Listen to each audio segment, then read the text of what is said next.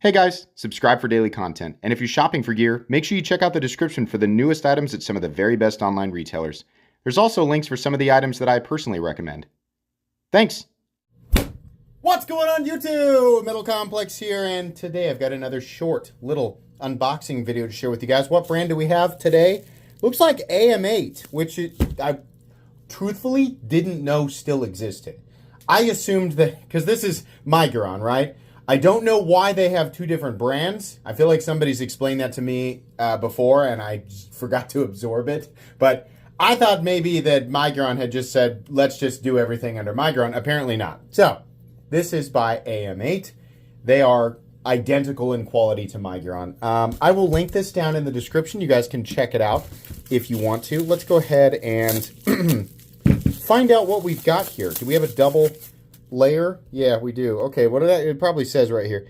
This is the Ameight Gladiator. We have definitely looked at this knife before, so I'm hoping that there's something special here. Oh, is there now? Is there? Oh, wait. Not what I was expecting. Is this a budget Gladiator from Ameight? Why? I felt like, didn't Ameight almost exclusively do premium knives? The nice thing about this is that it will be affordable. Yeah, okay, that does work. That is nice. Good. Always like to look at knife. I'm happy that this is something different, because I thought they've sent me two premium Gladiators, which is great. You can buy the premium version of this knife if you want to, but getting one that's different, I mean, just in terms of how much it costs, is something that I'm always happy to showcase for people who don't really care about titanium and M390, right? So what do we have for materials here? We have, are they not showcasing the steel?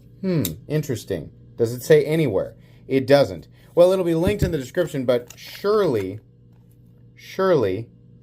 no, it doesn't say at all. I'll put it up on screen right now, and you guys can check it out. So this is identical to the Gladiator. It's just made with G10 and a steel liner, and whatever the steel is, instead of titanium. The thumb studs are still in a really good spot, and because there is a nice large finger choil here, there's really, like the thumb stud's not really in a position where it's blocking the cutting path. Maybe slightly right there, right here. Not really that big of a deal, though. I think that's pretty nice.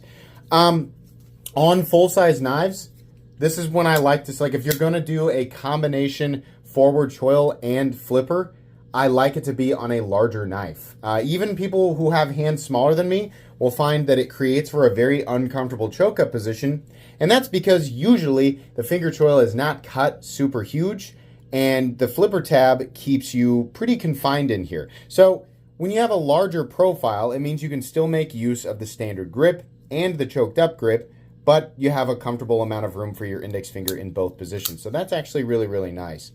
A little bit of a sharp ledge right here. Just a little bit. I think just the inside of these liners. I mean, okay, so it's scalloped, but like right there where it transitions into the top of that, it's kind of I'm just feeling it. Like, not to the point where it's uncomfortable. I'm just letting you guys know, like, the dead skin on my thumb is being caught by that. But not that big of a deal. Obviously, not really much of a problem. No double clutch or anything like that. It's not uncomfortable. It's just something I'm noticing there.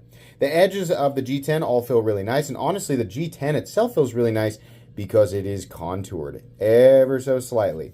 I like that. In fact, this, you know what? I keep saying it's G10. I think it's actually micarta. Yeah, I think so. Well, we'll find out. We'll find out after the video when I actually go to the link. The D10 feels good, but about maybe a medium D10, and the flipper tab itself is actually knocked down pretty well. Yeah, that looks good.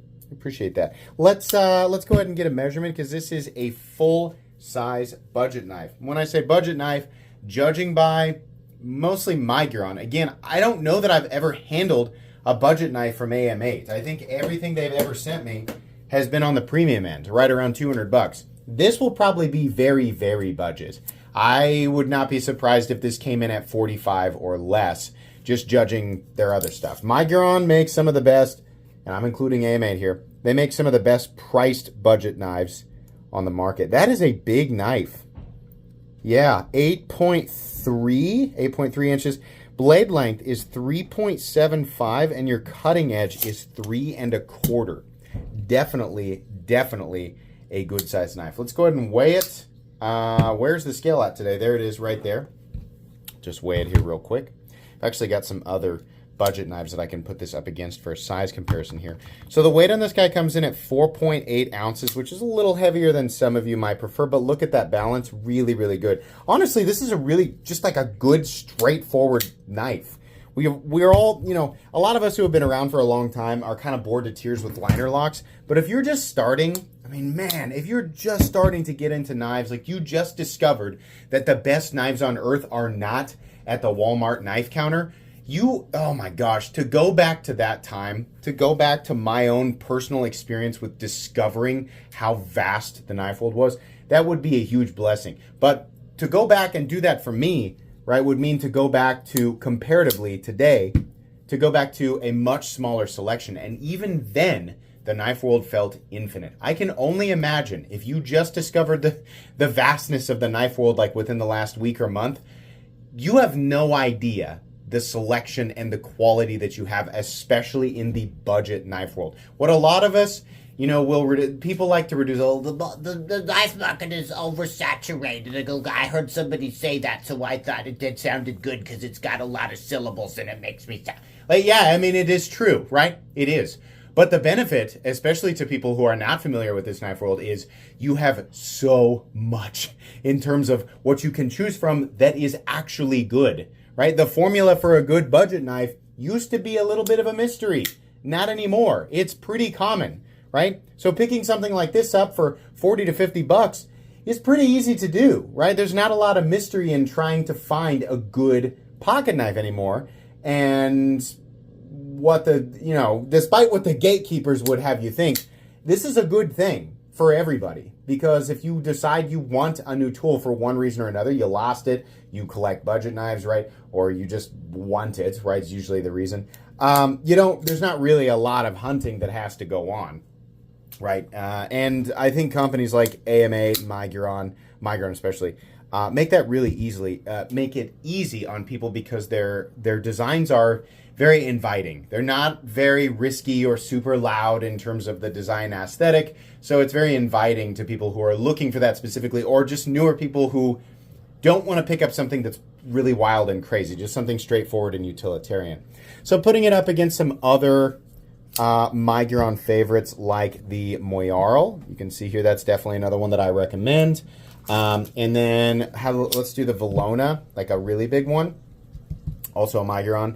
So it's kind of right in between those two sizes. Sorry, I'm bumping the camera here trying to pick out some knives that you guys might enjoy as a size comparison. We'll put it also up against the smaller Valona 3.5.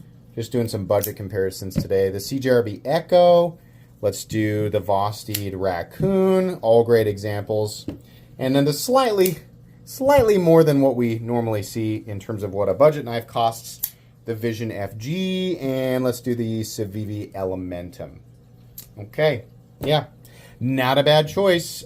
Pretty straightforward. You guys can, if you want to, I'll do a full review on this knife, but it's not going to require any sort of complicated insight, right?